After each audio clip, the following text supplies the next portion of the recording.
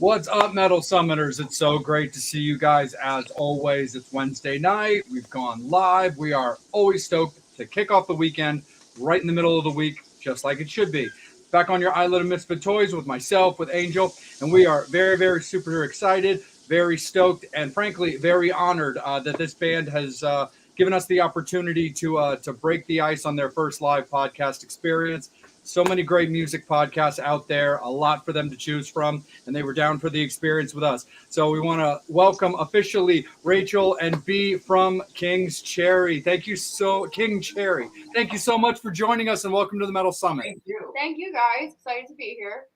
Absolutely, for sure. So we'll jump right into it. First and foremost, as fans might not know, but they're about to. Yes, you guys do have a single coming out. But before we get into that, why don't we talk a little bit about the formation of King Cherry? So fans are probably familiar with the fact that both of you are also involved in another band as well called Hollywood Gods and Monsters. We got plenty of opportunity to talk about that, and we'll get to that when the time is applicable for it.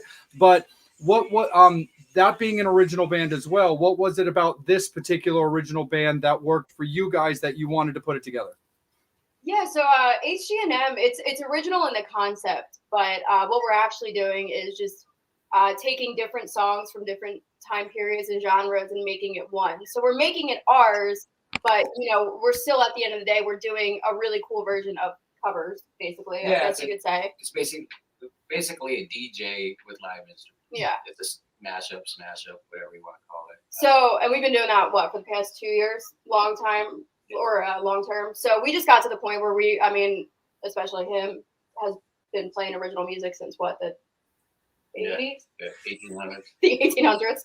And, we just got to the point where we love what we do in HG&M. And we're never going to stop doing that. But we just really started missing having something of our own, writing our own music and creating a whole brand around it, and just really going back to like original music, because that's where we both got our start in. And now we got like the best of both worlds. We got this crazy wild party band that people either love or hate that we get to be a part of, and now we have like our own original project, which is essentially what we've been trying to do for a year now, trying to get something up and running. So now we just finally got all our ducks in a row. We got our team together, and we're just finally going for it now. So yeah, the timing's right. We're a couple members from HG&M are not in the band anymore, so there's a transition there. Mm-hmm. And so in that transition, we were like, let's do this. And so we started writing songs and getting it together. It came together a lot faster than we had thought. So yeah, a lot faster. Yeah. So we're like, we just got to run with this now. We made one post about it on his page, and then he got a lot of responses, a lot of excitement, and we were kind of just like, well, shit, we should probably carry through with this. Write some songs, Sure, absolutely, definitely. How did you guys think of your name? I was hoping you wouldn't ask me this. You can give us the PG. No, it's not. It's more so just stupid, and I'm shameful of how it came to be. I think it's great. So we all artificial intelligence. Okay, I went on an AI name generator and just farting around. We were drinking and we were just having fun one night, and just saw what we could come up with, and we were just looking for words and funny shit that we could possibly use. And then it rolled on King Cherry, and we were kind of like, wait a minute, that's really kind of cool. And I hate it. I hate myself for it. But I wasn't expecting it to give me like a really rad name like that. So true, but I mean, you could also look at it as the way that, like, other shows have always said, you look at certain names and you're kind of like, why? But then as they take on legs, it's kind of like you can't think of it any other way. Like, it's just like, does anybody really have a definition of what an Aerosmith is? Like, exactly. It rolled off the tongue real well. It did. As soon as we saw it, we were just kind of like, that's really, we could picture like a whole brand around it. If you've seen our logo, it's very like Las Vegas-esque, very, slot machines and stuff like that. And which was kind of what we were originally going for. And then it just made sense. And we were like, it's kind of a funny story of how it started. Not that I wanted to tell it, but if it came down to it, I would. If people, we tested it out with our friends and saw, we're asking how they felt about it, and we were expecting a lot more of a no, try again kind of thing. But everyone was like, yeah, that's cool as shit. Like, run with that. So that's it. Thank you, Google AI generator. Nah, no worries. But the logo was also very cool too, because that was definitely the impression that I got, was that kind of Vegas slot machine style to it as well. Yeah. Yeah. We have the coolest graphic designer on our team. He's actually the animator for one of like my favorite like spin-off shows animated.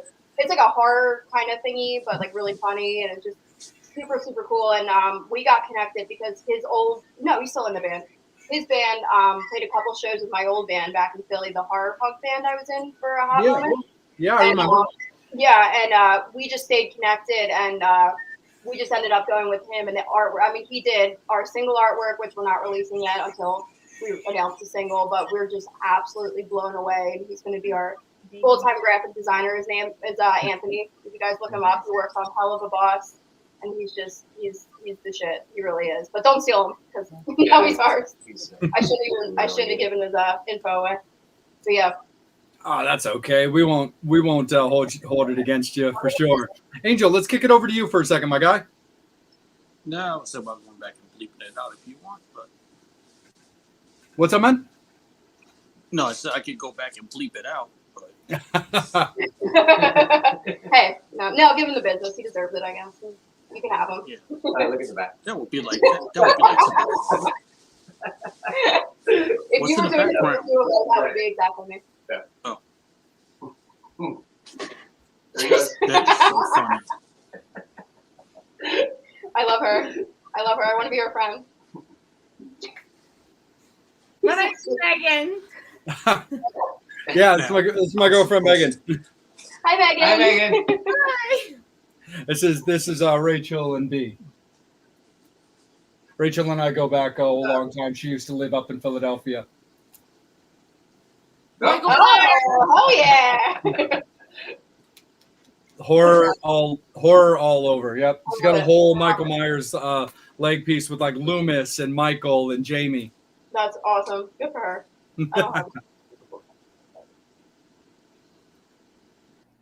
It was those winning slots in AC that Jerry's on, of course. What's up, Jerry? Yeah. Oh, give me. That's hard He for you. definitely Yeah. does, but just sorry. Give me Now, a this second always to help on happens that. where it gets- Like Dominic kicked off to Mysterio me, and Damian and Priest. something What funny are always they gonna happens.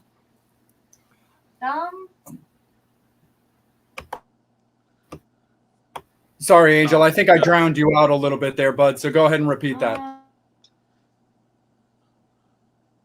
A question from Brian. Describe the band and sound in 60 seconds. Ooh, Describe the band in 60 seconds. band and sound. And the Okay, sound in we're- 60 seconds. We're kind of old school rock. I like AC/DC guitar tones. I like the old school, but I like the modern feel to what's going on in some of the rock nowadays.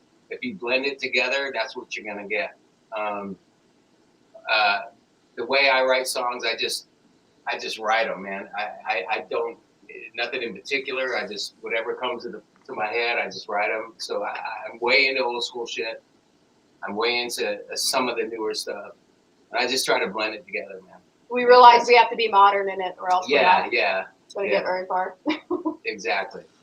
So, like heavy guitars. The time's up. Yep. That was 60 seconds. That was way 60 seconds up. All right.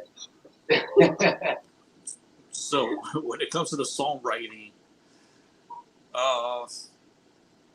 just curious about titles. Is that something that is very important? Like, this would be like a cool album title, or have you ever just started a song just based off of that, just the song title?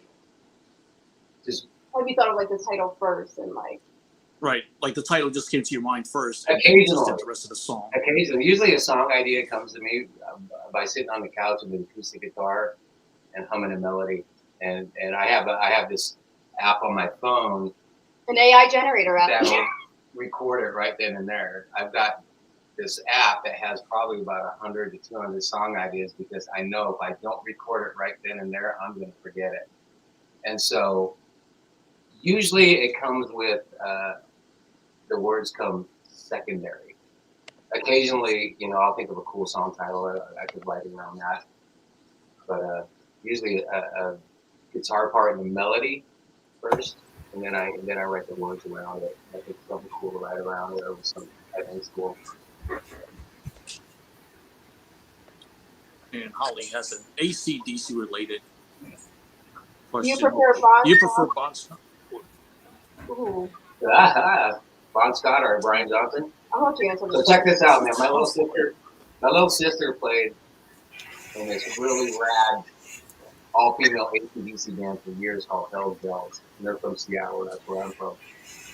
And I got to, funny story, I was in LA with my band. She was playing like the House of Blues at Disney.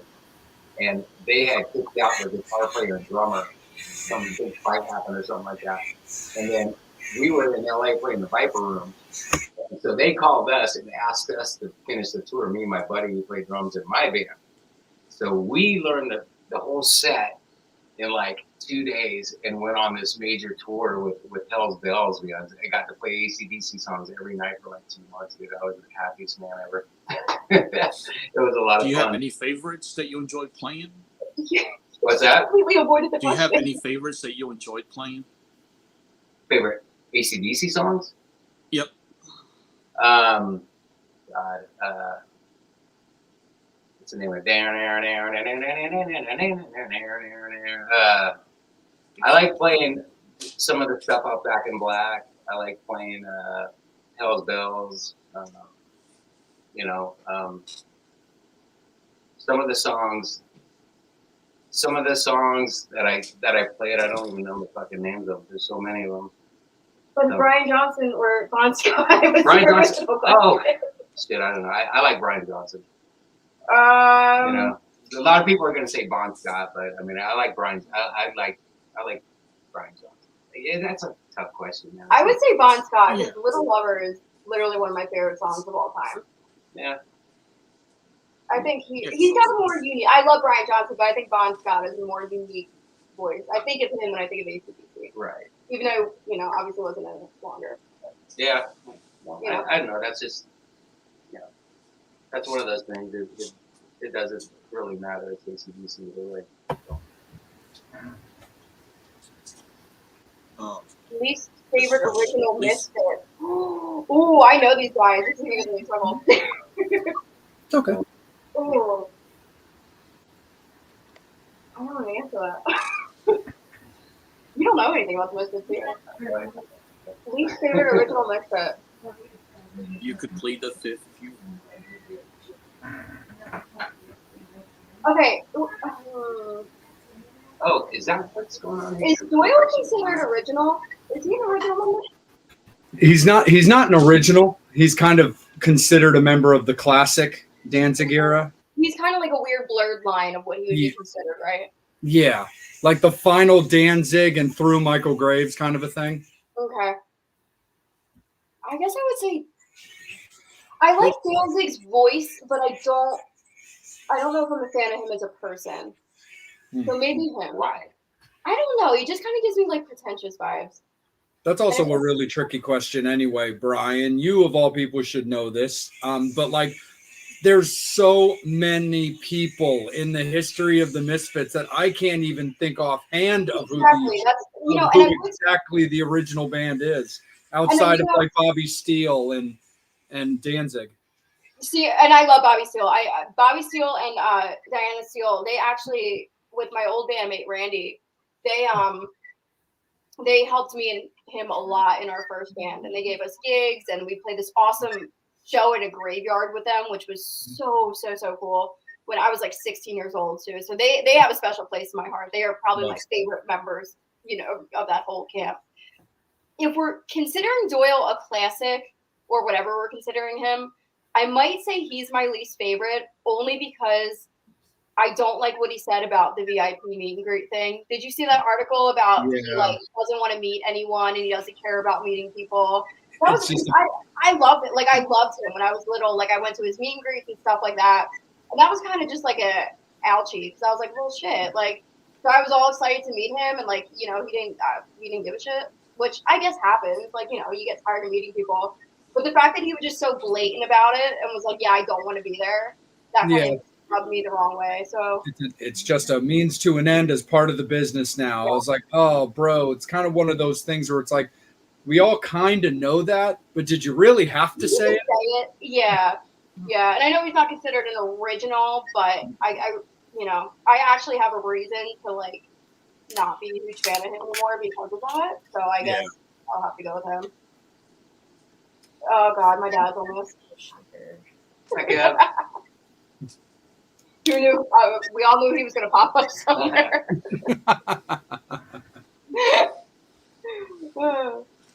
So someone's got a lot of explaining to do. Apparently so. A lot of my childhood needs to be explained.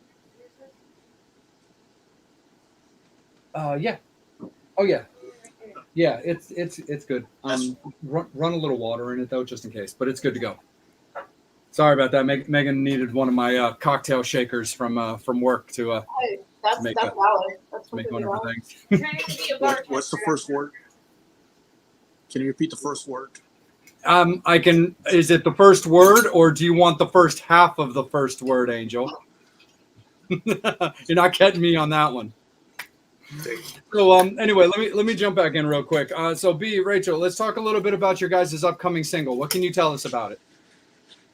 Yeah, we haven't decided which one it's going to be yet. No, I've decided which one. So we're in the studio. We recorded 3 songs out the gate, all in 1 week, and I know which one I want to be the single.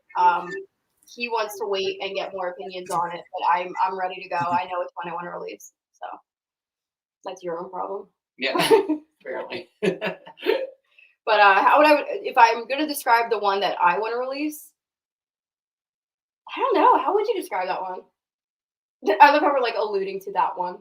Yeah, I don't really know. It's just fun. It's just a fucking fun song. It just, the lyrics are tongue in cheek, and it's just a fun guitar driven rock song with a lot of, we're taking the studio and just focusing on making it more modern, because it was actually one that was written how many years ago? Yeah, I wrote and recorded a demo of it must have been 10 years ago.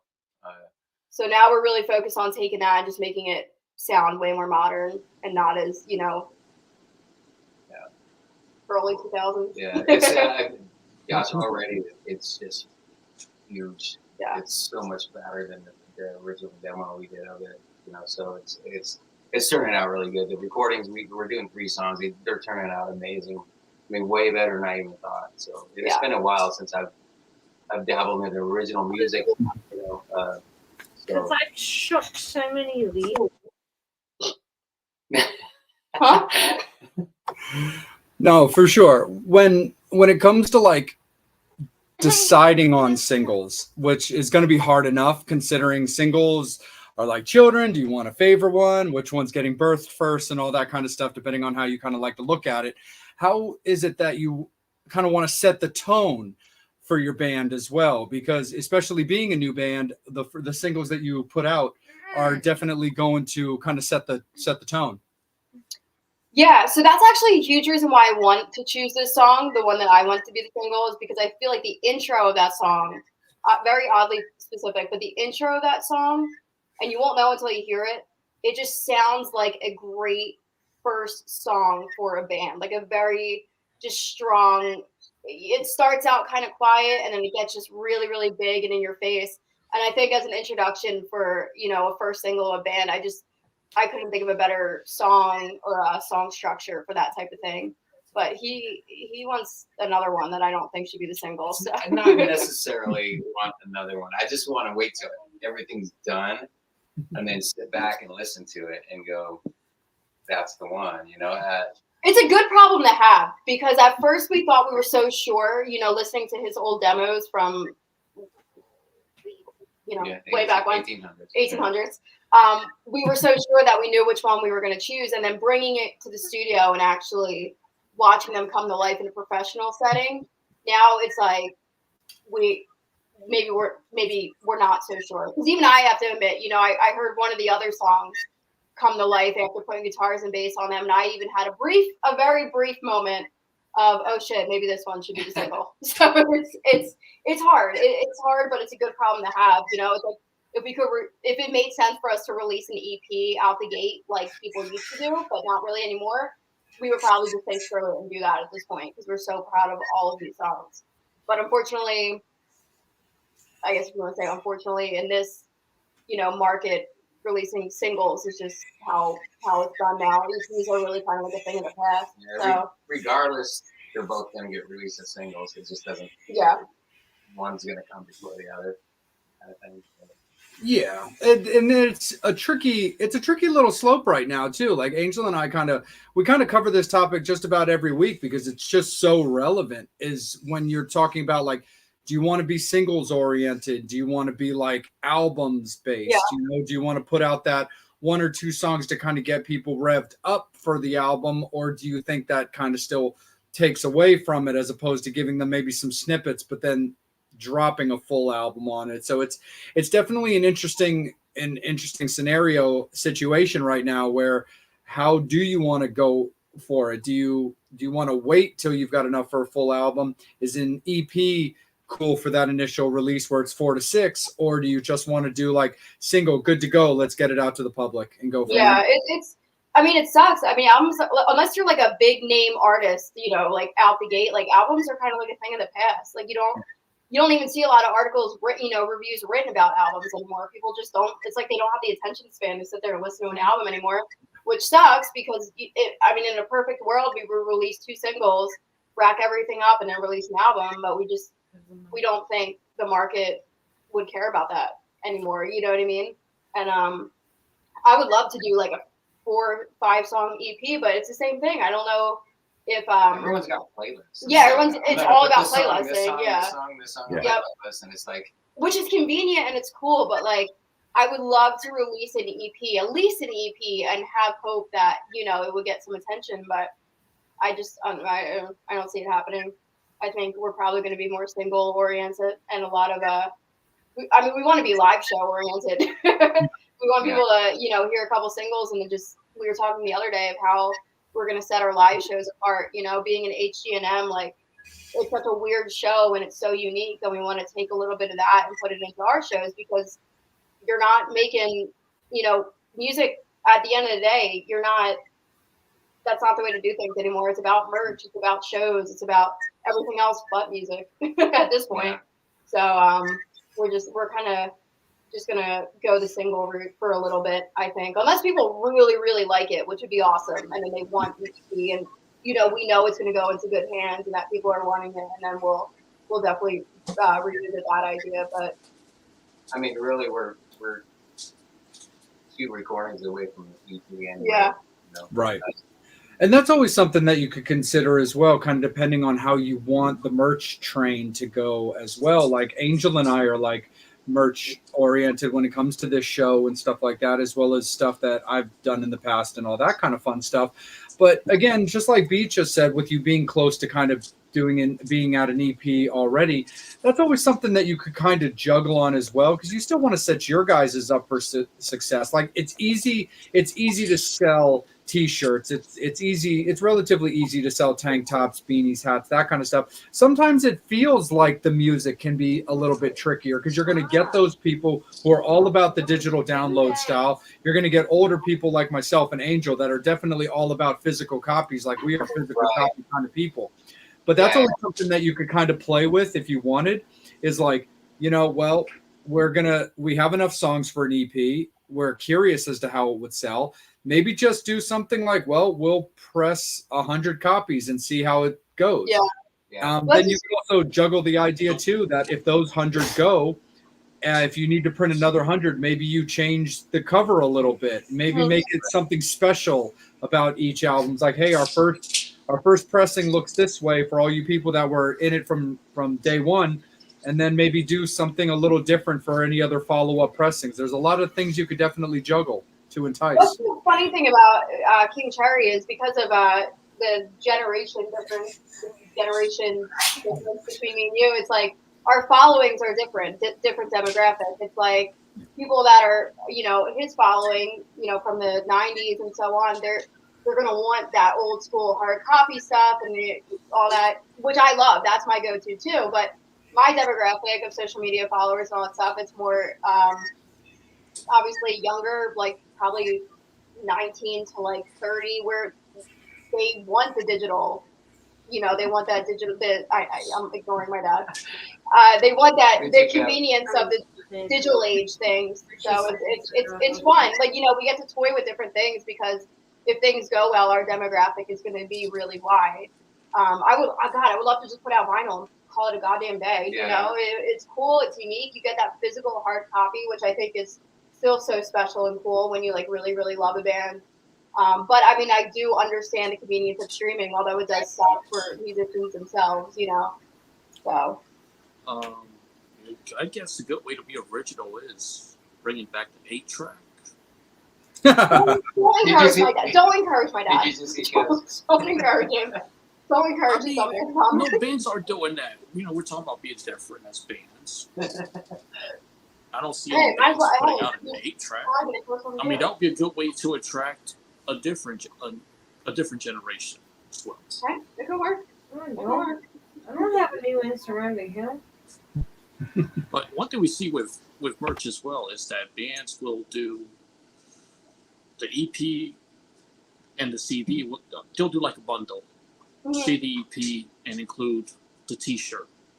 Yeah, that's definitely something to look into too. We just had a little powwow the other night, I think last night, over different merch ideas we could do, because me and him ran our own merch line through HG&M, and we came up with some different ideas, like booty shorts. Like a lot of things you don't see a lot of bands selling booty shorts, and Jesus Christ, they sold out within like the first few shows. We couldn't keep up with that.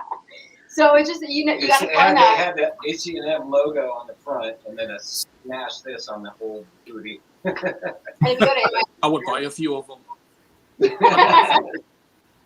I've been in charge of the Metal Summit merch, and Angel's been on me forever. So is Megan, for that matter, about getting booty shorts with the Metal Summit on it. Dude, we couldn't keep them in stock. We had to place new orders for them. Like, I mean, damn, for this next string of shows, we're starting back up in March. We're probably gonna place another order for them. Hey, Valentine's Day. We were selling a lot of onesies. Yeah, we did baby onesies. Onesies were going out. Booty shorts are going out. My next line is dog merch. That's in my plans, whether it be for King Cherry or HG&M. That's my next idea. There's something about the smash this booty shorts that might have led to the onesies. We planned ahead. We planned 9 months ahead. You sell one, you get the other. So you end up selling the other down the road. So. Oh, there's gonna be a comment from my dad popping up very shortly. Sorry, Kev.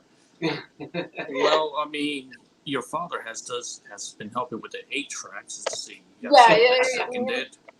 You have 3. I know Jay would buy an 8-track. I would buy as well. So that's 5. Not a horrible idea. We've had worse ideas. So there's that old 8-tracks. You say hit a button and just go to a second channel. What was it, like 4 channels or something? You pop over. Well, me and Jay are 2, so that would be 5. I remember that in my oh, look what you did. My dad's friend's oh, bye, Kev. Come back. That comment. Oh, he's upset now. But I mean, you helped a lot. I mean, no bands are putting out 8-tracks, so this is an idea of doing something that no other bands do, and bringing it back. Things do come back. I mean, things that sucked from the 90s came back, so things that rocked from the 70s, they should be allowed to come back. Yeah, don't they go? Doesn't it? They say it goes in decades. That was bad. There you go. It's time for 70s well, stuff again. This one comes back. Like 8-tracks. 8 tracks are coming back. We need to. Damn it. Bring them back. Yeah, booty shorts were invented in the 70s. There you go. And we're bringing them back, see? They've been brought back a few times. What's your favorite horror movie? My favorite horror movie. I want to be. It sounds cliche because of this guy. I want to say Scream just because of like the childhood Ghostface. nostalgia feel. Modern horror movie. If we're talking about that, I want to say probably It Follows. Oh, really? Yeah, I really enjoyed that one. I don't know why. I honestly got bored watching It Follows. Did you? I thought it was really, really. I mean, It just seems like you had to have sex with somebody just to live. Hey. Yeah. I got some problem. isn't that just life's definition? This is my favorite I got horror that movie. problem. Oh, give me that white claw. Halloween, Michael Myers. No, I'm trying to think of other more modern horror movies I like. What are ones have you watched recently? Ones that I've like raved about. I feel like Halloween's a great movie. Besides Halloween's that, obviously a great movie. Yeah, that's always a classic. But I'm thinking more like my favorite modern ones are very like kind of like B-list. Like people, my favorite horror movies are the ones that people typically don't like. Like I know It Follows isn't like a world renowned. Like people have like a lot of feeling. Oh, Sinister, the Sinister movies. I I think might saw be. Sinister. That was a good movie, actually. I like Sinister. But you gotta say, Michael Myers is the OG. Oh yeah, absolutely. Check this out. Hold on. I'm gonna go get it. He beats Is this a birthday or? Jason Voorhees. Wishful thinking. Here's my child, one of my children. Oh, Oh my God, look at the little baby. I just tell you. Oh, look at the His baby. name is Nosferatu. Nosferatu. oh, nice. Oh my God, you got Pinhead, you got Michael, He's you really got proud of his birthday gift. oh, He Billy comes the Puppet, Ready. you got Leatherface, Jason, Pennywise. Well, not the original Pennywise. Oh yeah, they did put the Hater version of that. What's his name? Not Hater. Bill Hader. Skarsgård. Well, Skarsgård, or yeah. I love Yeah. all the Nightmare on Elm Street stuff. Tim Curry was the best Pennywise. Oh, absolutely. Tim Curry was the best everything. He Yes. made me petrified of clowns. Just put it that way. Yeah, there's no one does better than him. But yeah, Sinister. I would say The Shining too, which is classic. But that's Yes. Yeah. and it's one of the only movies that the book is actually scarier. The book is actually 10 times scarier than the movie, which is really, really cool. But Yeah, when it comes to like modern stuff, I've been into The Conjuring a lot. I really like the whole universe of The Conjuring. I really like the Sinister stuff. She's not really big into Sinister, but Insidious. oh, That's- Insidious, yeah. Yeah, I'm into Insidious. She's not really into like the Insidious stuff personally, but we're planning to check out the next Monster Mania convention that's coming through in March, and Lynn Shay's going to be there. I So- miss those so much. That's like probably one of the things I miss the most about being on the East Coast was the Monster Media cons. Yeah. They were the best. They were just the one at Cherry Hill, right? You guys go to, I assume? Yep, the one in Cherry Hill. Yeah, those ones were amazing. I actually met Doyle at one of those. Oh, look at that. Oh wow. Wait a minute. Okay, those things freak me out. Oh. Yeah, you do. You hate dolls. Yeah. Like, oh, yeah. Yeah, Yeah, that's like- Oh my. I'm a fucking nightmare tonight. Oh my God. I remember when they did bring Doyle into to one of the Monster Manias. Yeah. Yeah, I think he's coming back, but that was one of the first times I met him, and he was nice, I guess.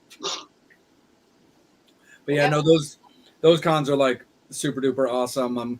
I want them to. I've been trying to like poke at them to bring in like little reunions of like vampire stuff I really like. Like I really want them to do like a little Dracula Dead and Loving It reunion, because that's just my favorite like parody everything. Is Megan and I probably watch that movie more than any other movie. We watch it practically daily, if not every other day. You get excited? But also, I'd love for them to bring in like people from like Queen of the Damned and stuff like that. Oh yeah, that would be. I think if I'm not mistaken, they started bringing in people from the Lost Boys kind of recently. Yeah, Oh my God, we got yeah, we got to meet Kiefer Sutherland, and Oh, that's awesome. Shit. yeah, I have a Lost Boys poster that like Peter little by Marvel. little I've been adding to. So I've been fortunate that I've got all the heavy hitters on there. I've got Corey and Corey Feldman. I've got Kiefer, and I've got Jason Patrick. I've got almost everybody that's come through, with the exception of anybody who's like passed away. Like I've got like a little card that's in her group that's autographed by Corey Haim that's in there, but and I've got like an 8x10 that's autographed by Edward Herman, the father vampire. But I've got like Alex Winter and Tim Capello, the sax player. Oh, Tim Capello, yes. I've got He's in love with one of my friends. Gotcha. Yeah, Megan's actually trying to take the poster off the wall, and it must be hooked on the hook in some way. So I'll bring that over and show it in a little bit if she can't get that off. But yeah, Tim Capella came through Baltimore. It's all right, man. No worries. Yeah, he came through Baltimore, so I was like, I got to get him on my poster. And so the people I'm kind of like trying to get now is I want to get G. Tom Mack, Cry Little Sisters writer. Yeah. And the other, and I'd love to get Star, Laddie, and the actress who played the mom. And then I feel like I'd be pretty much caught up, at least as far as anybody who's not, passed on. That would be sweet. I think my dream Monster Mania meet and greet would be Skeet and Matthew. So they've been bringing Matthew and Skeet in a lot lately because they've been doing a lot of Scream reunions. I know that doesn't help you in the Arizona land. No, it doesn't. The closest one is Vegas, and I mean, eventually, I would totally be willing to travel for one of those cons, because I miss Monster Mania so much. But I think Robert, obviously, still have yet to meet, and Skeet and Matthew, I think, are on my next wish list because that's like the coolest photo op ever. They just announced, so they moved the Monster Mania from Hunt Valley to Baltimore. Okay. And they just announced Matthew Lillard as the first Baltimore guest like yesterday. He's been doing a lot. And especially with Five Nights at Freddy's coming out too. I imagine he's going to be doing even more. But I know in the past couple of years he's been at like every horror con ever, all the good ones. Yeah. Basically. Yeah. So that was Stranger Things cast. They're also on my list of people I want to go to cons for. Who is Stranger Things cast? Oh yeah. Yeah. Yeah, they've been kind of splicing them in little by little. The big thing that I've been trying to help Megan with, because it was a really big thing that she and her dad always connected with, is the Sons of Anarchy people. Oh, yes. My mom got me put on Sons of Anarchy when I was like way too young to be watching that show. So they just announced Katie Seagal for Monster Mania. So Megan's like, he's like, I got to meet her for Sons of Anarchy, but I also got to meet her because she's Peggy Bundy. Yeah. I know. What they do some cons. I think I saw Charlie doing obviously not a horror con, but some kind of Comic-Con type thingy. But the Sons of Anarchy cast. Oh my god, that would be freaking cool to meet somewhere. Yeah, I just got to meet Mark Boone Jr. From Sons of Anarchy, but also a ton of other stuff. But he also we met him towards the end of the con, so I think he had a few Heinekens by the time that we met him. But he was still a really nice guy. But I got him because I'm a big fan of that American Satan movie. Oh, me too. Yeah. And so I finally got my hands on an American Satan poster. Hey, baby. Aww. And I got Mark Boone Jr. on the American Satan poster. The best person I met was Chibs. Chibs. My mom was obsessed with him. Be able to see it if I pull it up. I'm sure we can find a way to Michael Valley asked if we had a drummer and another member for King Church. But and I got to meet Ron Perlman. Yep, she also got to meet Ron Perlman as well. She's going through pictures. See if we can. I gotta play the camera game. There we go. Oh, that's awesome! What a good picture. Yeah. Oh, wow. Dude, he's funny because he's a great cat. Like, he took pictures with her. He's a big, like, I want to take the selfie because my arms are 6 feet long and I can get the better angles and stuff like that. Oh, that's cool. I heard he's a really cool dude. Yeah, he really is. But it's funny with Chibs because he was taking pictures with her, and I think she could just tell that, like, I was like just the boyfriend staying out of the way, which is super cool because I'm all about that. I was like, hey, this is your guy. I'm cool. I'm just gonna be over here. She was like, come here, like get in a picture with us. I'm like, Chibs called you in. yeah, I was like, that's cool. I was like, I will if you want me to, but I was like, I'm just standing here. She's the one who paid the money for the experience. He's like, nah, man, get in for a picture. I was like, well, fine, okay, here I come. Yeah, I cool. told him about my dad. My dad passed away. Sorry. And my dad was a huge Sons of Anarchy fan. And when I told him about my dad passing away, he was heartbroken. Oh, that's cool when you can connect, when they actually show human emotion, you know? Yeah. He literally stopped signing the photo just to get up and give me a hug. Mm-hmm. And he's like, "You're daddy's girl?" And I said, "Yes, I am." He's like, Oh, he said, "Always stay that way." Oh my god, That's a good man, right that's there. really cute. Yeah, and that's the cool thing too, where they always have that saying, "Never meet your heroes," but there's a lot of examples of absolutely meet your heroes. Oh my god, I have plenty of exampals of that. I have examples of that it sucks meeting your heroes, and I have some examples of meeting my heroes was the best thing ever. You know, I mean, I could tell horror stories about people I met, and I could tell amazing emotional stories about heroes I met. You know, but Absolutely. No, for sure. But let me steer this a little bit back into the music direction for you guys real quick. So Hollywood Guns and Monsters has recently put out that you guys do have some shows coming up soon. Can you talk a little bit about what's going on in that camp right now? Yeah, so we spent the last couple of months getting a new lead singer, and we've had him for a while. We just announced him recently. It was kind of hush hush for a while, especially because he's got a name for himself in Arizona. You know, he was born and raised here and really spent a lot of time getting his name out, you know, rightfully so. So we just announced him a couple days ago. His name is Tony. He's absolutely awesome. And so once we got him on board and we got him, you know, pretty comfortable with the set, we started booking up some shows. What do we have? March to June right now, like a sprinkle of shows, a couple shows a month, 2 local shows a month.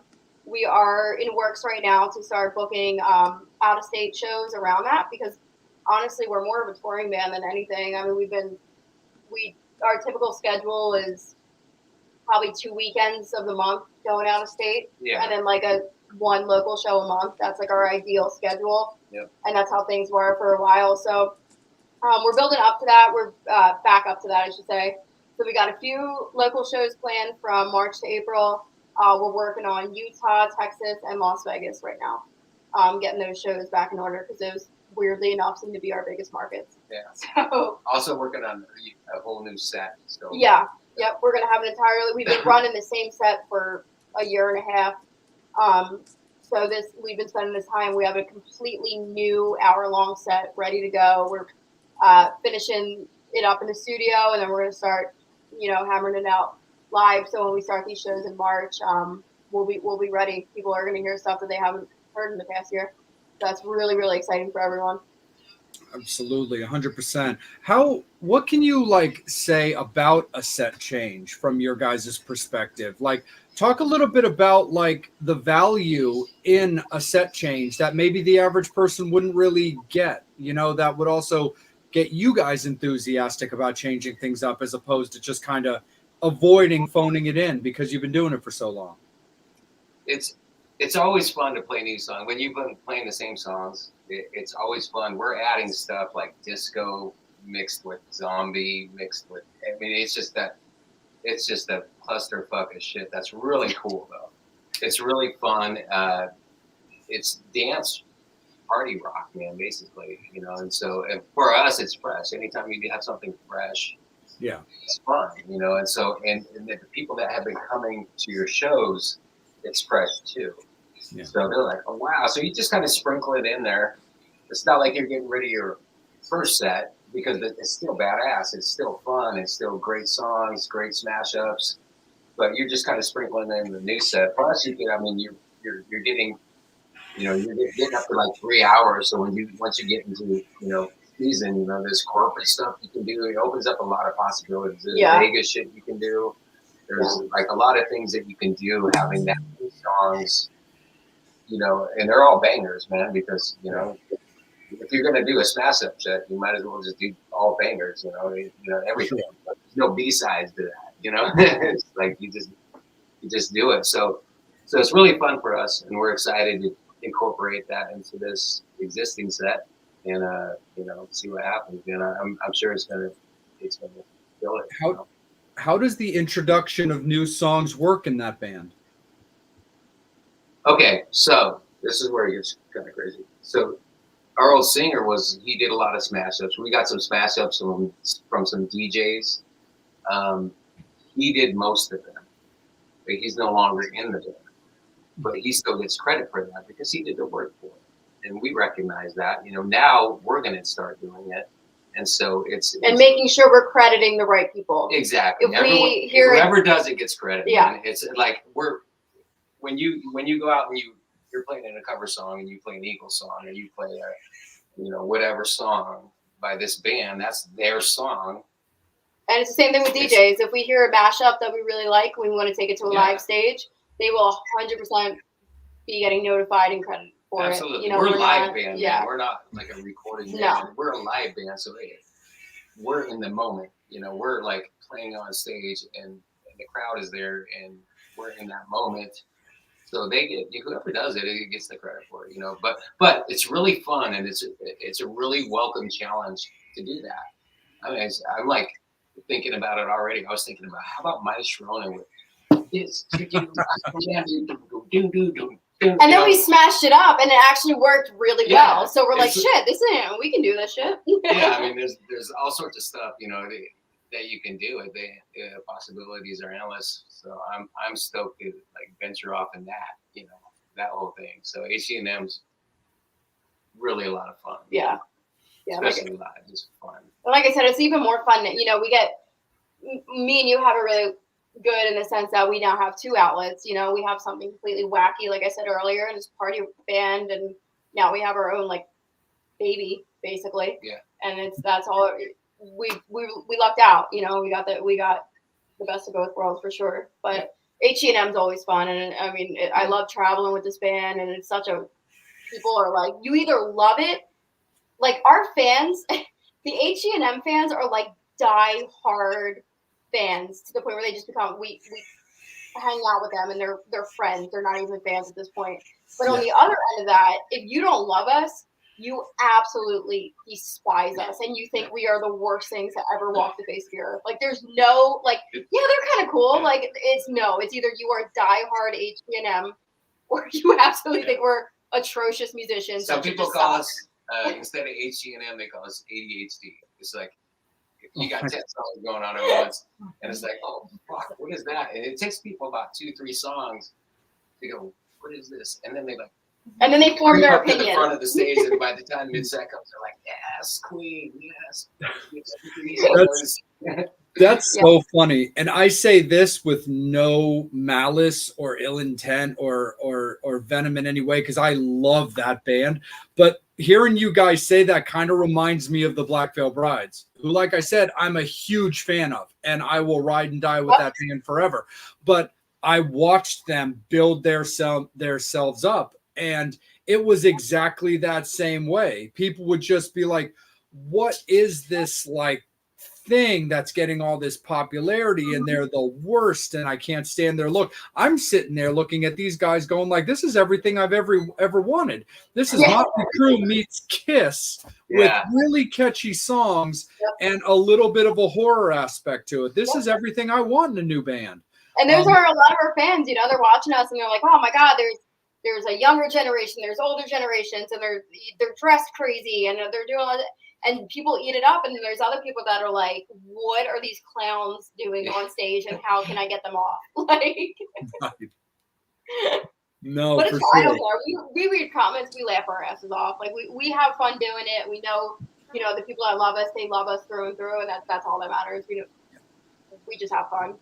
Absolutely, for sure, definitely. And before I kick it back up to Angel and more of the fan questions for you, like Rachel, talk a little bit about yourself kind of getting into music, the stuff you were doing on the East Coast, you were doing, Voodoo Death Cult at one point. And then B, I'd love for you to follow that up as well with some of your own influences and how you got in as well. So I definitely wanted to be kind of a two-part question. But so Rachel, with both of us being kind of East Coasters, and that's how, we met at with places like Bar 13 and whatnot. I was just kind of curious about what are your influences and how you got into music, and then B, of course, follow it up. Yeah, so I tell a story all the time. And it sounds like an emotional, purposeful story, but the reason I got into music was my older brother, who's 4 years older than me, and he, on the completely other end of the spectrum from me, is a classical and jazz trained guitarist. So he went the real formal, smart route, and I went the other downhill end of that. But he's the reason I started, and I formed my music taste from my mom. My mom's a huge, she lives, breathes, and eats music, but she never played. So she, my Jamie, oh my goodness. But my brother is the one that got me to play instruments, and my mom's the one that gave me my music taste, which is Motley Crue, Poison, Aerosmith, a lot of deeper, I'm deeply rooted in 80s, 90s rock and all that stuff. But as far as my bands, I got my first serious band, which I don't even know if me and you knew each other at this point. It was called Oblivion Her Majesty, and that was back in Philly, and I joined that out of high school. That was my first actual band that I toured with, and got somewhat of a taste of success from that. I joined that when I was 17. I was up in it till I was 21, I think, under a different name change. Yeah, I remember them 100%, and I remember you being in the band, but we hadn't met yet. Yeah, no, we hadn't met yet, and I was with them again until I moved to Arizona. A couple of members split. I was one of them, and I moved here. But then Voodoo Death Cult, which is where we really got to know each other. Obviously the Misfits, I talked about them earlier. As much as I joke about them, they are one of my biggest influences, as is Marilyn Manson and Alice Cooper. So when Ronan came to me with the opportunity to join, and Ronan is the guy who's basically responsible for bringing horror punk back to Philly and Delaware. I mean, he does his job well, and he really is serious about it, and he cares a lot about it. So he came with me to the opportunity to join Voodoo Death Cult, and I was still in Oblivion, Her Majesty at the time, and that was my side band. So I was up in that until about I left for Arizona too. So it was really cool because back in Philly, I was doing what I'm doing here now. I had my hand in different, different pots, whatever the saying is. I was doing a bunch of different things. I was at, Oblivion. I don't think you've ever heard of her music, but it was progressive math rock, very technical, very Animals as Leaders-esque kind of stuff. And then Voodoo Death Cult was straight Misfits meets Marilyn Manson kind of stuff. So I got to, and I wore the fake blood and the contacts and all that stuff, and I got to have my two outlets. And I'm basically doing the same thing now. So yeah, my start in music in Philly and New Jersey was kind of all over the place, but it worked out for sure. His backstory is a lot more interesting. So not really. Yes, it is. It's pretty cool. So my dad played in bands and stuff, so I was kind of put into this. I remember him and his band out in the garage rehearsing. So I used to go out there. I wanted to be a drummer, so I used to bang on the drums, when they had their beer breaks, and I get in trouble for that. But at 10 years old, my dad started teaching me how to play guitar, and it was just something that I picked up really fast. And I was like, wow, I'm good at this. I want to keep doing it. So I learned Folsom Prison, my first song, and I was just like, I really want to do this. And I kept going, and playing in my bands in high school, it just furthered my want to do this. So I moved to Los Angeles when I was 20, when I started playing with Tommy Thayer of Kiss. I auditioned for his band after Black and Blue. And after that band broke up, I auditioned for that band. I planned on going back to Seattle, and I brought a couple $100 in a suitcase. And literally, he said, "You're in the band. We're going to quit auditioning people."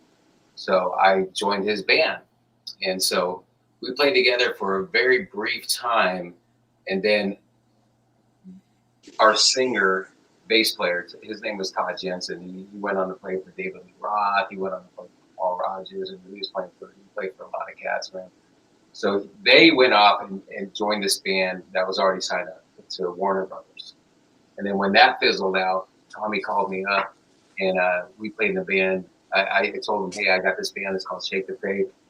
You know, come check it out. So he checked it out and he liked it. So we played in that band together for about, I want to say 2 to 3 years.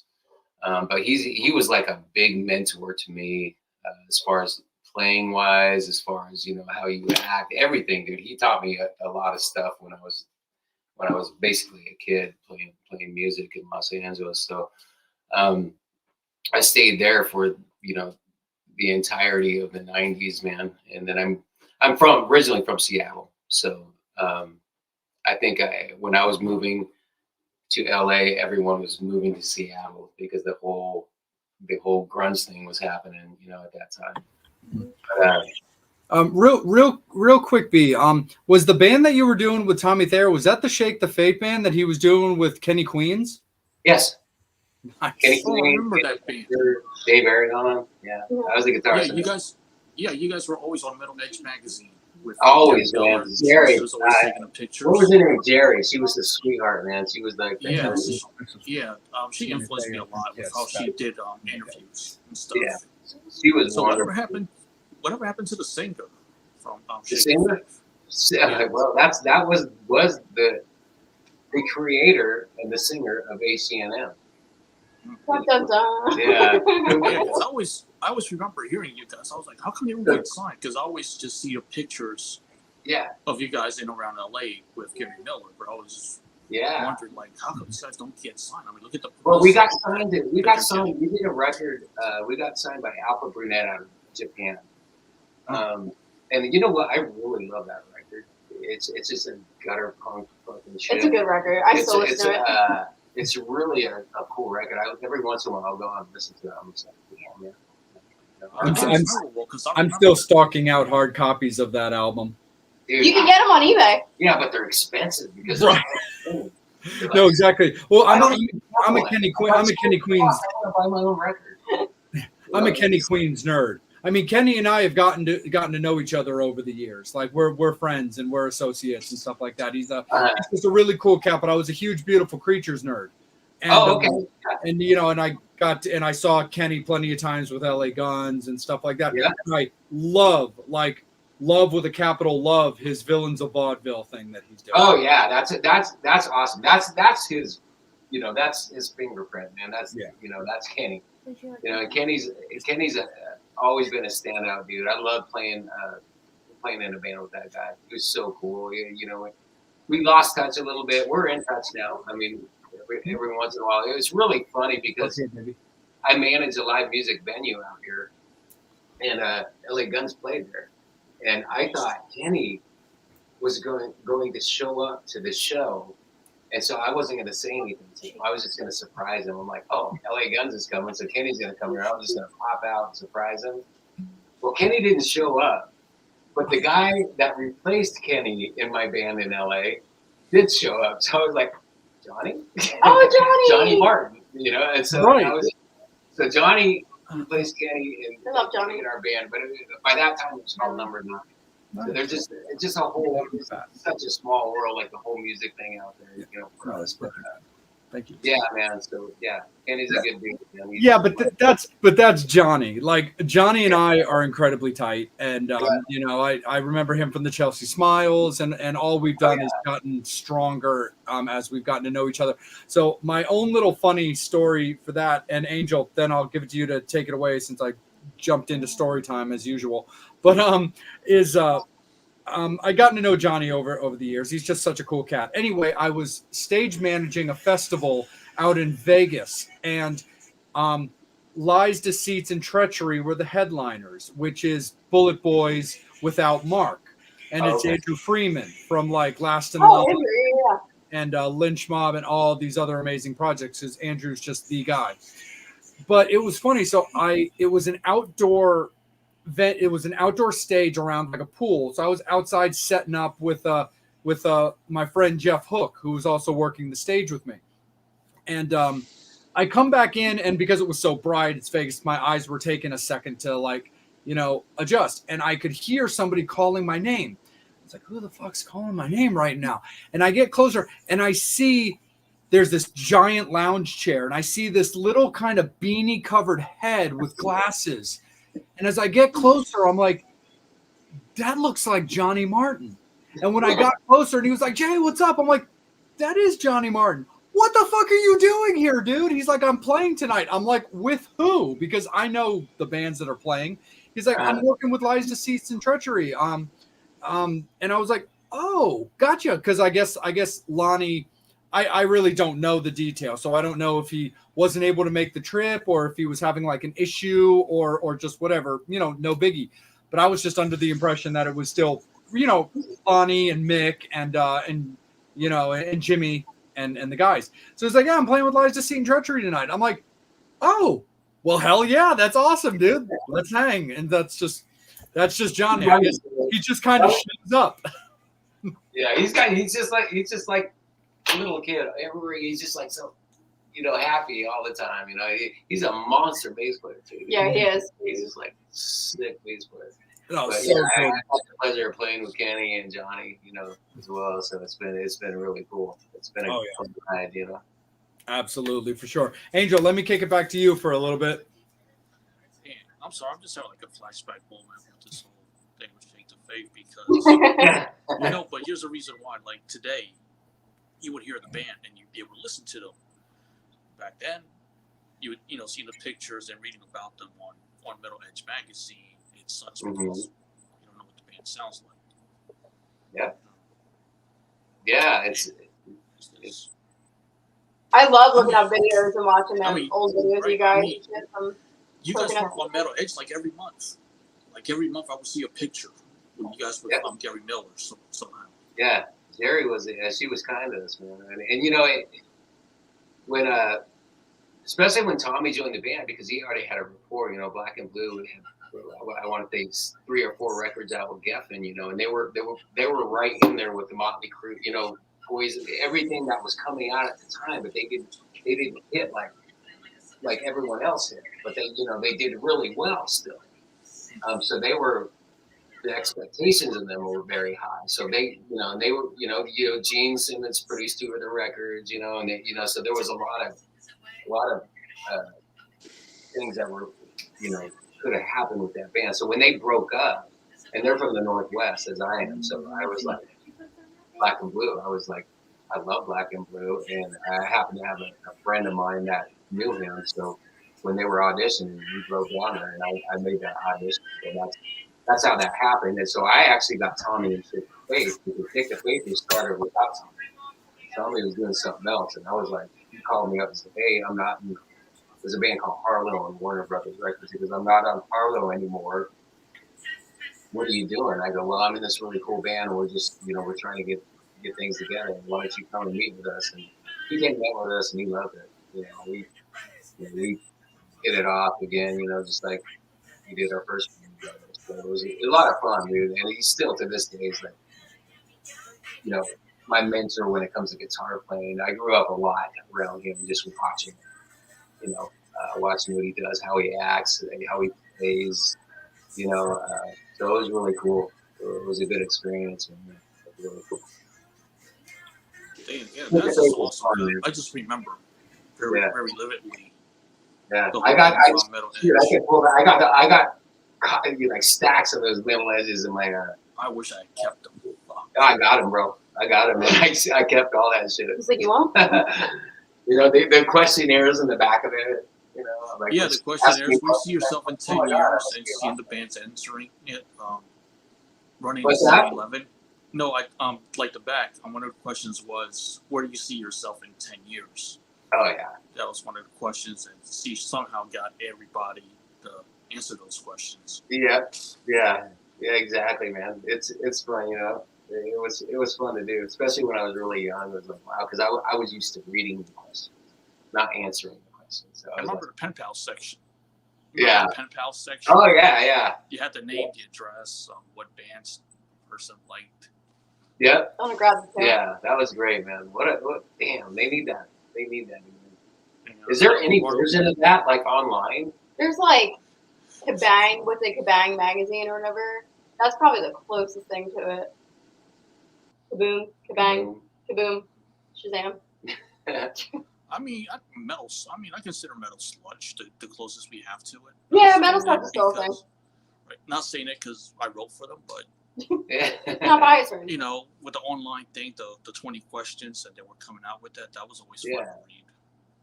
Yeah, that's a cool, that's a cool thing. But before I get murdered, I'm gonna do the fan questions because if not, Do we have fan questions?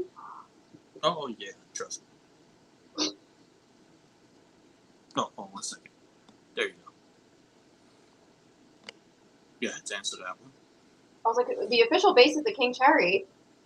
Do we have an official drummer? Not official yet, but verbally, yes, we do have a drummer. We haven't announced his name, or we haven't announced it yet, but yeah, we do have a drummer. We're looking for another guitar player, though. Is King Cherry a power trio? No, yes, but no. We really would like to have another live guitarist for when we start racking up live gigs. Yeah. Other than that, we'll be a 4-piece. Yeah. Yeah. Hey, have you seen the new Exorcist yet? No, I have not actually, and I need to.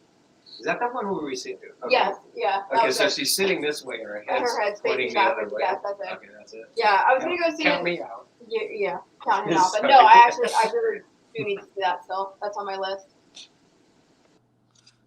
This is good encouragement from Myra. Albums are really coming back. Yeah, I mean, people still love good artwork. Okay. Well, we have good artwork. I will say that our cover artwork is absolutely dope, and that's one of the things I'm most stoked about this band is the graphic design and the brand around it is just so it's cohesive, it's fun. There's no mistaking it. I mean, once you see it, you're gonna know it's the artist is. Yeah, Anthony's Excuse my absurd. language. I'm sorry. Yeah, he's really, really good. As far as will you guys be willing to, let's say, promoter comes to you guys about doing shows, is that possible? Just curiously asking, in case there's any promoters out there that wants to book Yeah, the band for live shows. Start reaching out to us now. HG&M's ready to go whenever. But if it's in regards to King Cherry, start reaching out to us now because we really do want to start racking up those dates. I mean, we basically have half a set ready to go. We can go in the studio and knock out the other 5 easy, to build a 10 to 15 song set. But if you were interested in booking us, which, obviously you would probably want to wait to hear the single, which is understandable, then start reaching out to us now. We would love to make those connections and get that going. But yeah. Yeah, we don't need to record. I mean, we could go together anytime. Easy. I'm just kind of thinking about it. The cool thing about your band is that there's no really pressure to promote an EP where you guys can even road test songs if you guys want, just to see what the reaction is. Yeah, and we're lucky in the sense that we made a lot of really cool connections through HG&M that people got to know me and Brian personally, and they're ready to support us and they're ready to have us at their venues, whether it be in Arizona or Texas or whatever.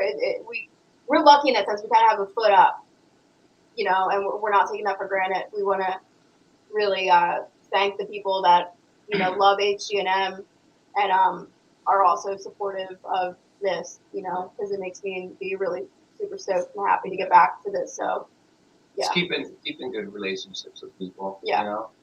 People that come to our shows love music, and so do we. And it's a word. And they want to get tattoos too.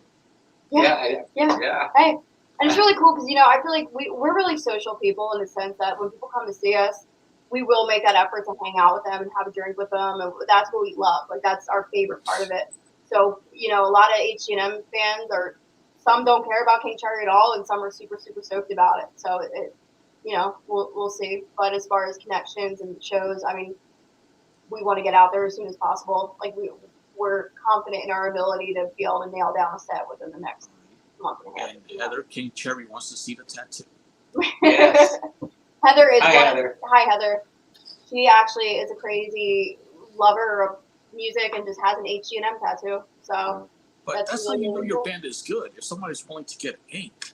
I would hope so. No one gets ink of a band that sucks. Like No, no the one only has tattoo kids I on have- the block tattoos or my only zinc musician tattoos. tattoo is my Marilyn Manson logo so far. Yeah. He definitely doesn't suck. So. You don't even see people with Adam Levine tattoos, so that means you guys are good. Sure. I forgot the name of the band, but who cares? It doesn't matter.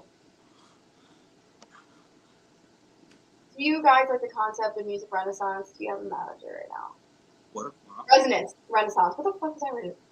What does that mean? I sound stupid. What's music Resonance. Jay? Oh, do you guys like the concept of music resonance? Do you have a manager right now? I'm not sure what the first part of that question is. The second part, do we have a manager? I sound like a dummy. Do we have a manager right now? H&M does have a manager. King Cherry does not. I think what Ryan's asking is like what the concept of like music like as an art form. Like how does Oh, I think the music can channel the art. Yeah. I mean, absolutely. Oh, okay. Absolutely. We want, we want our, like I said earlier, we want our music to create an image. We want, for people to listen to our music and just can picture the brand and the energy of it right away, which is why we're taking our brand design and our whole, package very, very seriously, because it's more than about the music, it is about the art attached to it, and just it's the whole artistic package. It's not just the songs, which we recognize, and that's what we're really, really focused on, taking our time to create a quote unquote universe and brand around it. Right. So, Exactly. thank you. Yeah.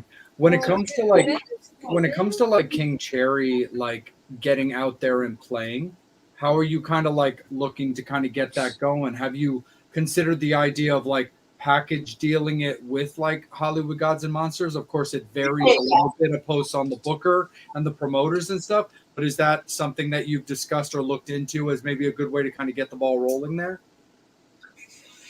Yeah. I mean, I've talked to my manager about that. For John Cook, our manager for H&M, he brought it up to me, but only a couple of days ago. But there might be shows every once in a while where we need an opener. And that would be cool, and it'd be good exposure for King Cherry, because usually the H&M shows are, there's a good crowd there. So that's definitely a possibility. Also, I work for one of like a huge promoter here in Phoenix, general manager of a place called the Rebel Lounge that does live music. So I've got a lot of ins and outs, for shows. I mean, you can have 5 shows going on at one night. One in his own club, one at the Marquee, one at the Van Buren, like 2,000 seaters. I mean, he does really well. He's been doing it for like 25 years or something like that. So there's definitely contacts, and there's definitely we're lucky I can basically do within this area code. Yeah. But once you get out of there, it's like it's all and you gotta bring it, man. Your shit's gotta be good. You can't just throw out a song that sucks and expect to go out there. You have to be good. You have to have your shit together, your image, your brand, your songs, everything. Are you'll be able to go home, man. No. Yeah. But a lot of song ideas, how do you decide what to work on and what to just leave where it is? I'm sorry, can you say that again, brother? With so many song ideas, how do you decide which songs to continue working on and what songs just to leave behind? Oh, that's a cool question. Yeah, I usually know pretty fast if it sucks. Within my own opinion, writing songs, man, you're lucky to hit on one in every 10 to 15. That's a good song. That's something that's that'll resonate with people or whatever. But I've got a million. I don't know how many songs I write, and half of them are in the garbage. So I just know within myself, I'm like, I don't like it, and it's not because I don't think other people don't like it. It's because I don't like it. You know, I just don't like it. Let me, you know. But like I said, I'll come back to some song ideas. You know, I record them on that app, and I'll just every once in a while I'll just flip through my app and I'll just listen to shit. And I'll hear something 2 years ago. Oh wait, that's killing. You know, I totally forgot about it. And then, you know, I'll bring it back to life. And I did that with one of these songs that's borderline a single right now. That was an old song, and I completely forgot about it. And it got back, you know, brought back to life when Prince Harry came in. You know, I forgot the verse.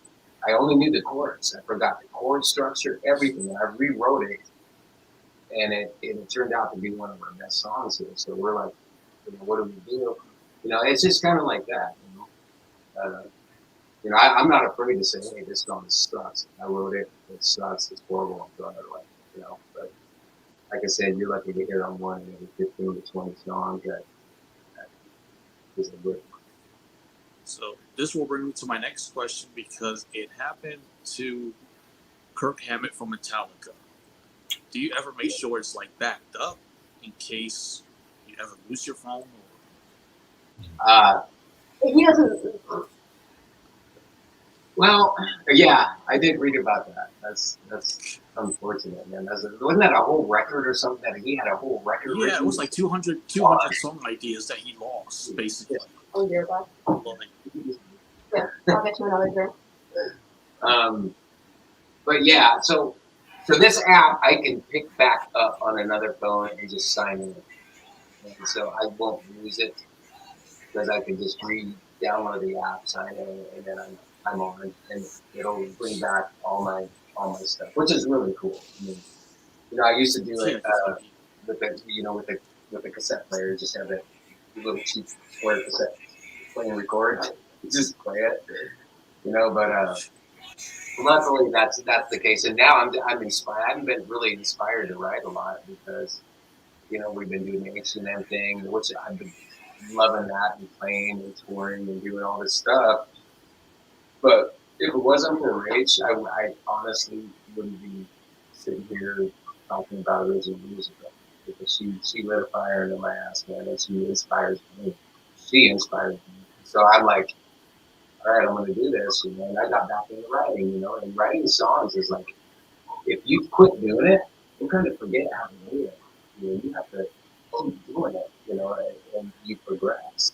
Otherwise, you regress. So it's been really fun and exciting, and going back in the studio, something I haven't done in a long time. You know, it's been really, really cool. So, you know, we're excited to share this with you guys, everyone out there, man, because I think it's killer, man, and so is she. So, you know, hopefully you all like it.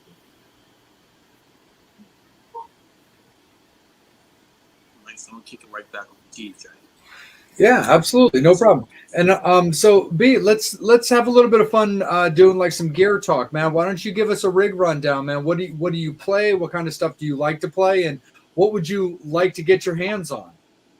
I was gifted a Les Paul traditional, like from Travis, who was playing Travis or Lexi from Steel Panther. When he was in this band, he had he was in Colorado and he was unable to play at the show. Rachel played at the show. He drove. It was like an hour drive from where he was at, and he brought me a Les Paul traditional, and that's my main guitar now. Nice. I love Les Pauls. I played through an EVH, but for years I had a Marshall JMP, like a 1980s, like the best sounding Marshall you've ever heard in your life. I walked into Freedom Guitar that was right next to Guitar Center on Sunset in LA. And I was playing through all these heads, and the ugliest one there was this one. And I go, can I just plug into that just for the hell of it? He goes, that's the best sounding amp in this whole thing. I'm like, and it was an Uggo? All right, it was Uggo, man. And I plugged in it. You guys remember that band Brunette from LA? Yeah. It had the stencil of Brunette on the back of it. Did it really? Yeah. So I was like, oh, this can't be that bad. I mean, they were really popular. So I plugged in that thing. That thing blew me away. So I owned that thing for a long time. Got rid of it, and I thought, I'm not really playing. I'm playing acoustic stuff now, and sold it. And then I joined H&M like 3 months later. I remember that story. Yeah. So yeah, so now I'm playing through an EVH 50 watt 212s. You know, I have my two Les Pauls. I got a studio and a traditional, and they do me just fine, man.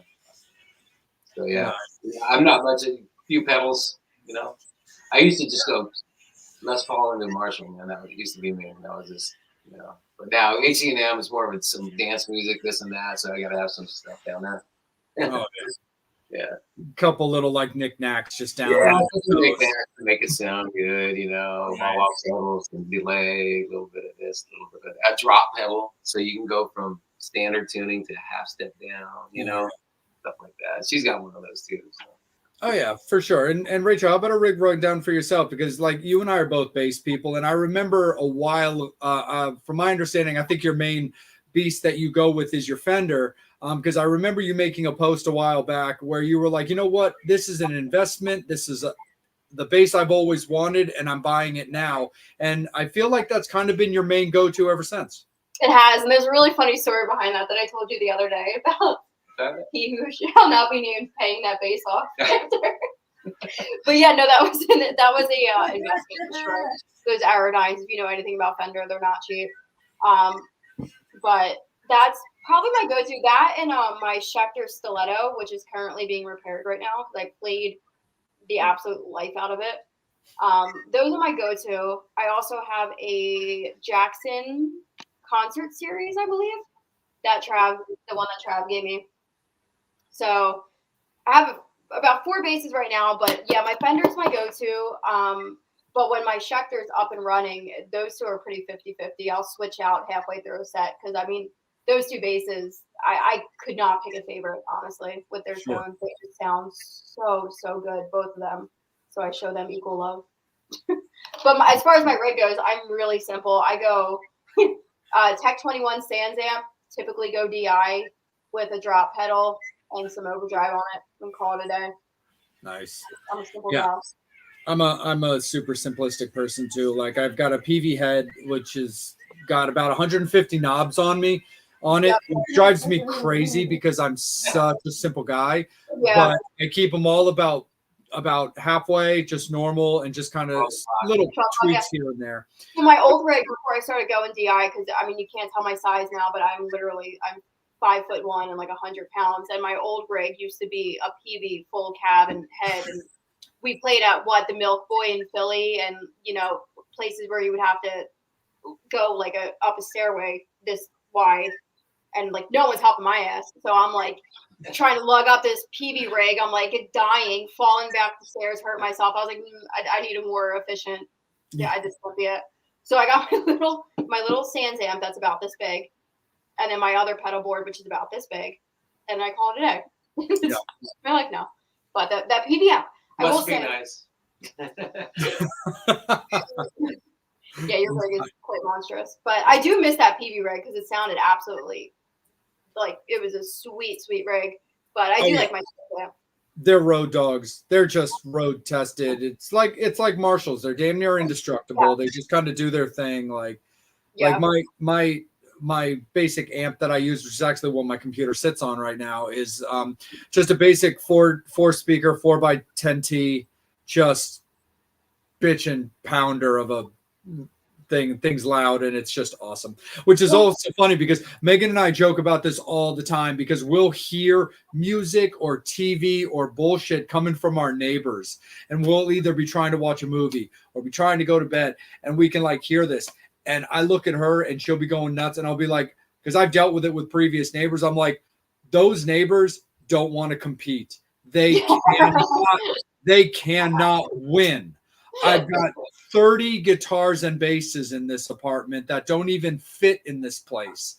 But I'm like, they cannot win. So they really don't want to go there. Yo, I saw these guys play live and it was sick. Aw, that's sweet. Thank you, dude. Oh, super awesome. And Rachel, one more thing for you. How did you get involved with Johnny Coffin? Oh God.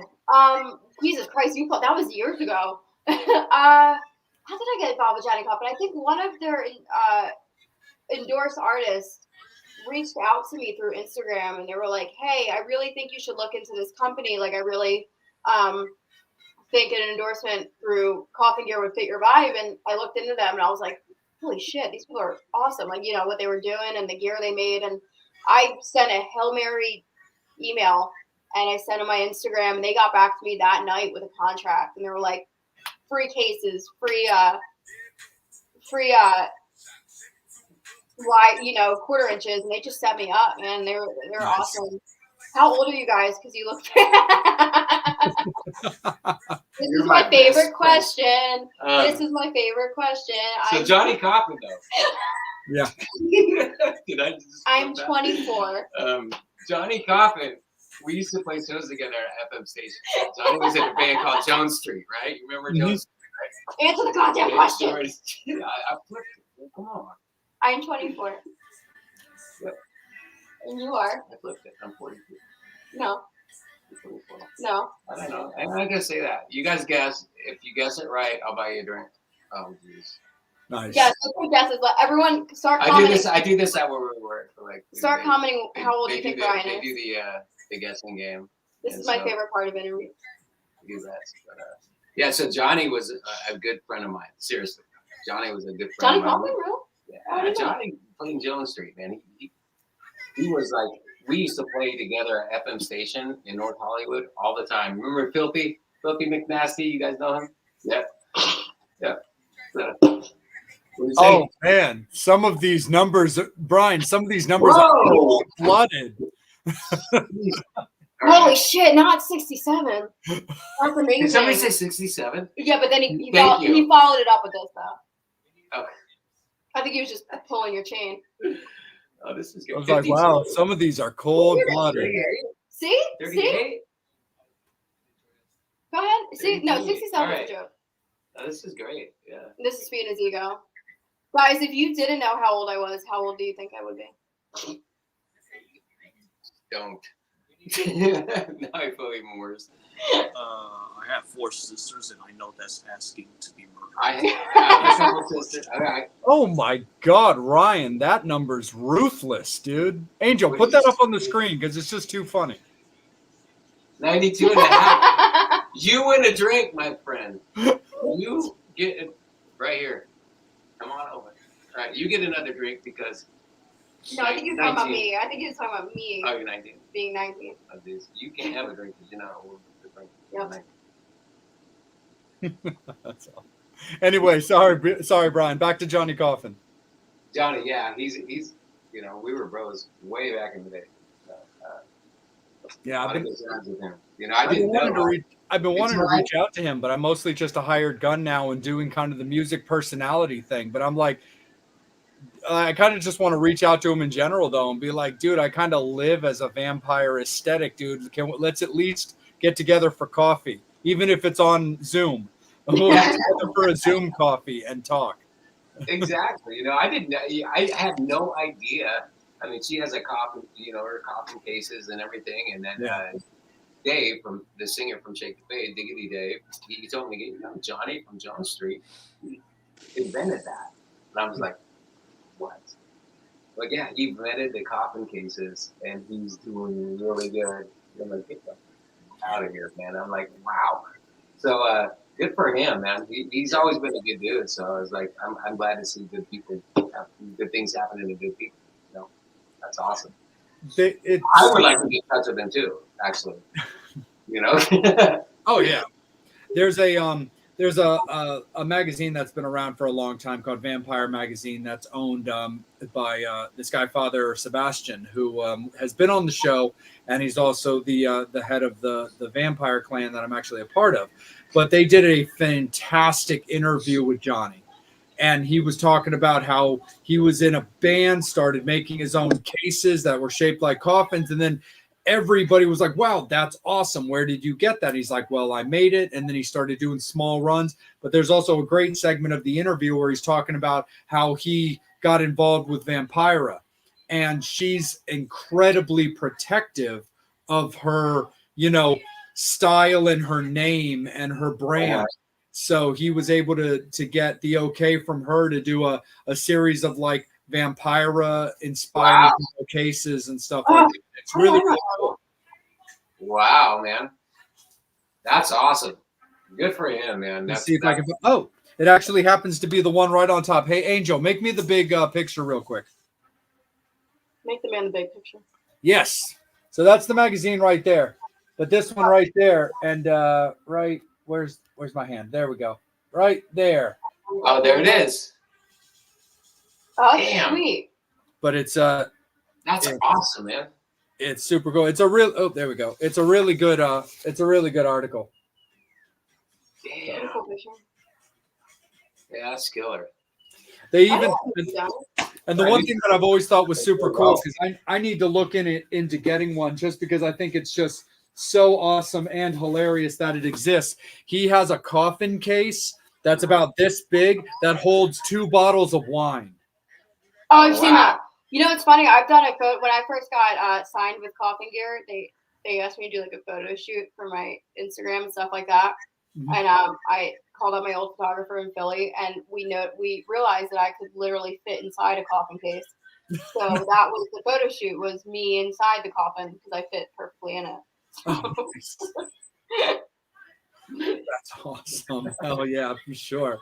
So before I kick it back up to Angel and check and see if that we have any more fan questions, fans, I do got to let you guys know that it is the last call for alcohol, guys. Any final questions, comments, anything you want to say to Brian, anything you want to say to Rachel, any questions you have about the band or themselves, now's the time to get into the comments. We will always clear the board. We'll make sure that they get asked all of your questions, anything final that you guys want to ask them. But now is the time. Last call for alcohol when it comes to fan questions.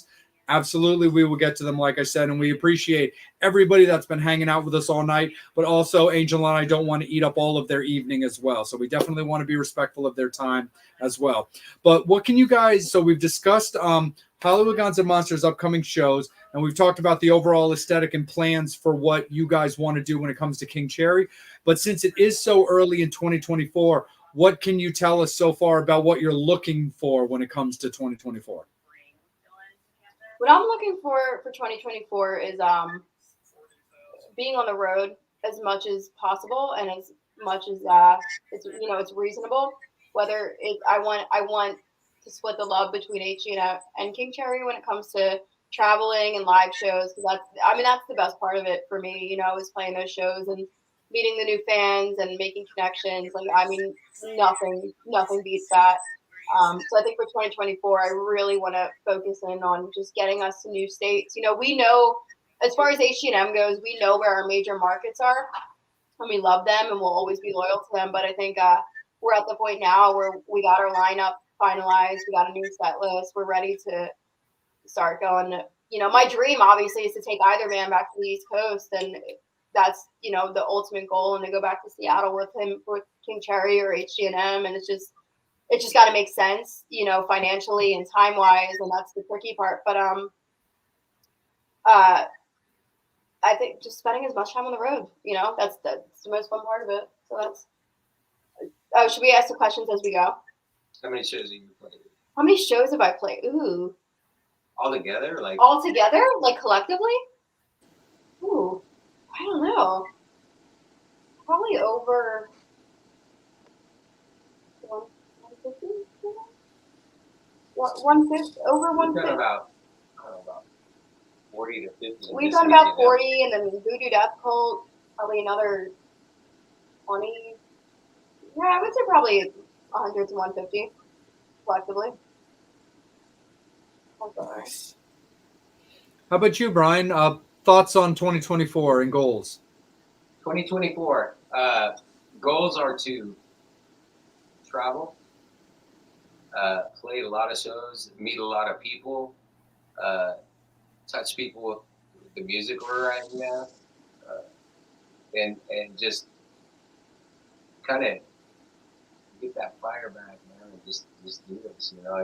You when you're out of it for a while, and you get it back, it's like it's very special, and having Rage doing this, and I'm having a ball right now.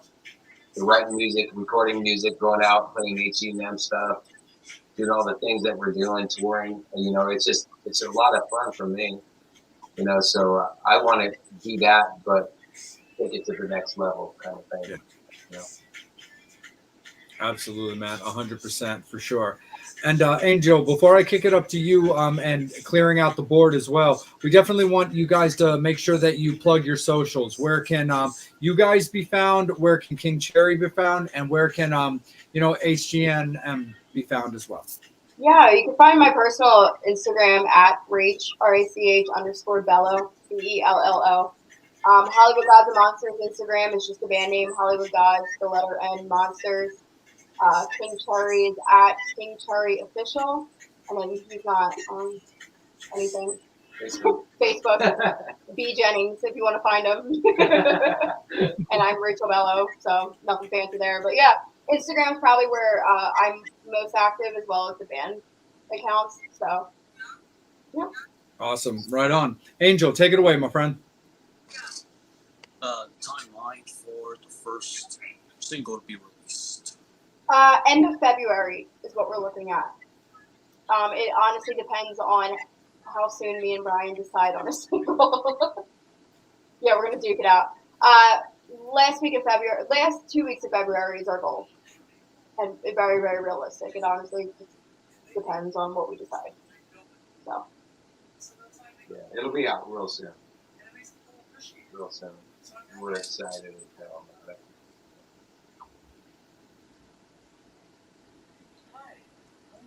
Man, can't thank you enough for your time. I was a big fan of, well, I didn't hear the music, but I was a big fan of Shake the Faith, and just kind of hoping that they would hurry up and get signed so I could listen to the music. Because back then, we didn't have the online stuff. Yeah, that was a incredible time in my life, man. It really was. I would love to. We were trying to get a reunion. Having Danny, our drummer, Kenny was down, I was down, Dave was down, but Tommy was playing. Tommy was playing in some tiny band that no one ever heard of. Making millions of dollars a kiss, that bastard. Dude, look, do it. Jay, what's our budget? 50 cents to get them to reunite on the Metal Summit. Dude, our budget may be 50 cents, but I'll find a way to at least make it $1. Like, I'll throw in $1. No, Johnny will probably do it. Use numbers. Johnny, right? Kenny, Johnny would Kenny was absolutely. original. You know what? Do a reunion on the Metal Summit. Just one show on the Metal Summit. Yeah. We'll make it Patreon or pay-per-view or something. We should do a Shake the Faith Metal Summit reunion.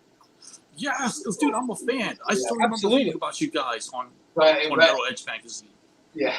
Well, the funny thing is I mean, I send messages back and forth periodically with Kenny because he's just awesome, and he's down for the show. We just keep not quite being able to make it happen simply because of like schedules. We had an area that was lined up, but then he came down sick, and he was like, "I'm really sorry, dude, but I was fighting this," and I was like, "You're good, dude. No worries. We will make it happen," and stuff like that. So it's all good and stuff like that because he's definitely been on my radar for this. But Angel, let me ask you real quick. Did you not know at first that B was in Shake the Faith until we brought it up?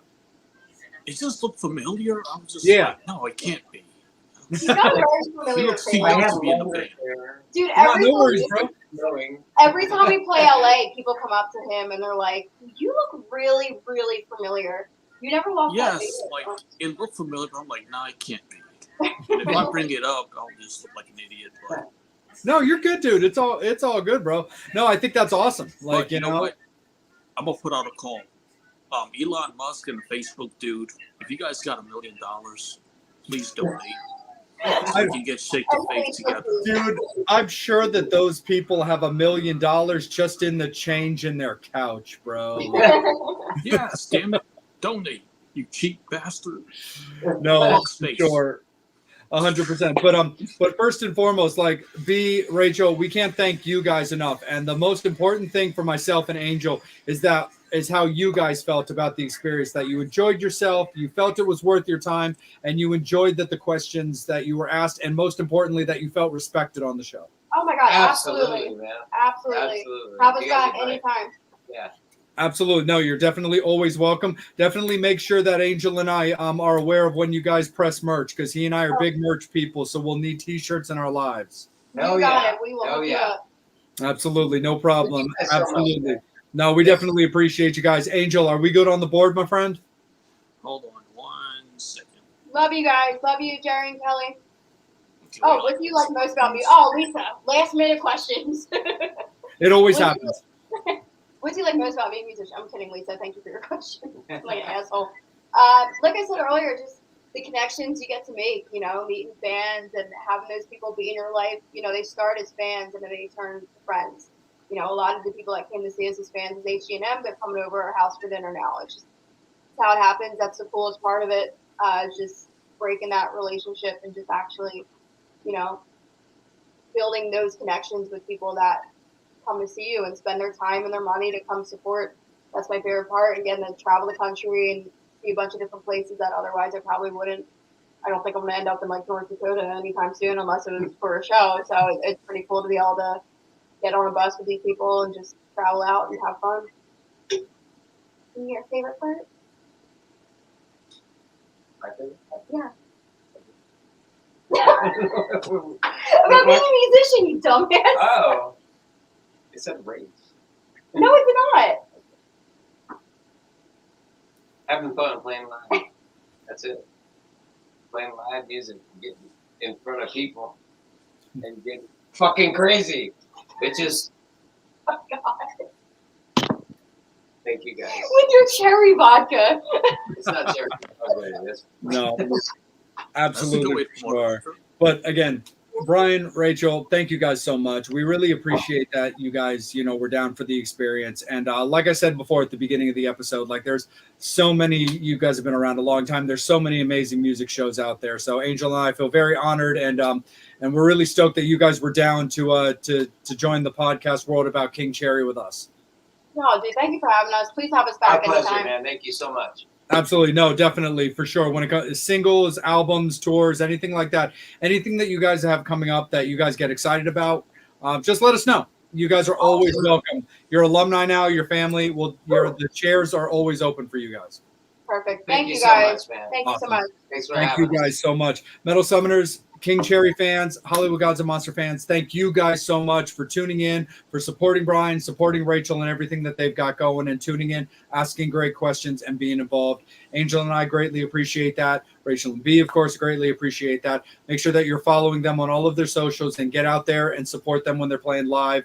And let everybody know that you want them to come to your area. The best thing to do is speak word of mouth and get it out there so that they can do that. And again, that's my soapbox when it comes to the end of this episode for sure. Get them out on the road, keep them out on the road. We got a new singer, which they announced, and a lot of great things going on with Hollywood Gods and Monsters and everything again going on with King Cherry. But again, on behalf of the Metal Summit, for myself and for Angel, you can follow Angel at Angel Alamo 78 on Instagram. You can also find him on Facebook. You can find me on Instagram at Salem.vampire. You can also find me as well on Facebook as well. And you can also follow the other co-hosts of the Metal Summit on their personal pages as well.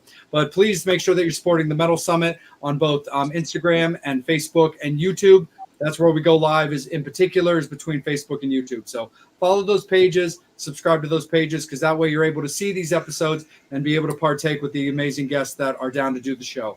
So again, on behalf of King Cherry with Rachel Bello and B. Jennings, we thank them so much. And on behalf of myself and Angel, thank you guys so much. We will actually see you guys tomorrow. We've got Chris Vlad from Vlad in Tears coming to us from Germany at 1:30 p.m. Eastern Standard Time. So Metal Summoners, we'll see you guys tomorrow. Again, we thank King Cherry for giving us a part of their evening, and we will see you guys tomorrow, and then more guest announcements over the weekends. Take care of yourselves. Be good to each other. See you guys tomorrow, and have yourselves a fantastic weekend. As always, you've been watching the Metal Summit. Appreciate you guys.